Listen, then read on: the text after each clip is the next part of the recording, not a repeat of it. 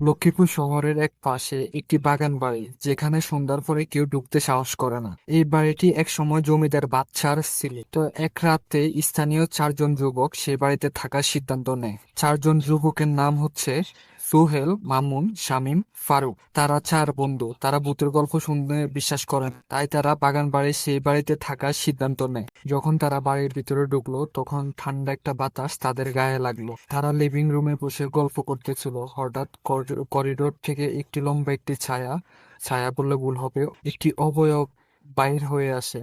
তার শরীর বোঝা যাচ্ছিল না, তার চোখ দিয়ে যেন আগুন ফুটতে আসে। সুহেল তখন বলল, চল বেরিয়ে যাই। তখনই দরজাটা হঠাৎ করে আটকে গেল, যেন দরজাটা বাইরে থেকে কেউ ধরে রাখছে। পিছন থেকে অবয়বটি বলে উঠল, তোমরা চলে যাও, এখানে আমার অভিশাপ আছে। তখন মামুন গলা শুকিয়ে বলল, তুমি কে? অবয়বটি ফিস ফিস করে বলল, আমি জমিদার বাদশা মিয়া। যারা এখানে আমার গুপ্তধন খুঁজতে আসে, তারা আর কখনো এখান থেকে ফিরে যেতে পারে না। তখনই চার বন্ধু চিৎকার করে দরজা ধাক্কাতে থাকে, কিন্তু দরজা তো আর খোলে না। আচমকা ঘরের জানালা দিয়ে প্রবল বাতাস বইতে থাকে।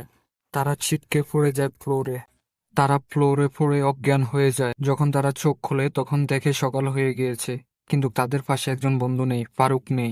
ফারুক যেন কোথায় হারিয়ে যায়। সেই দিনের পর থেকে বাগান বাড়িতে যাওয়ার সাহস কেউ আর করেনি কোনোদিন।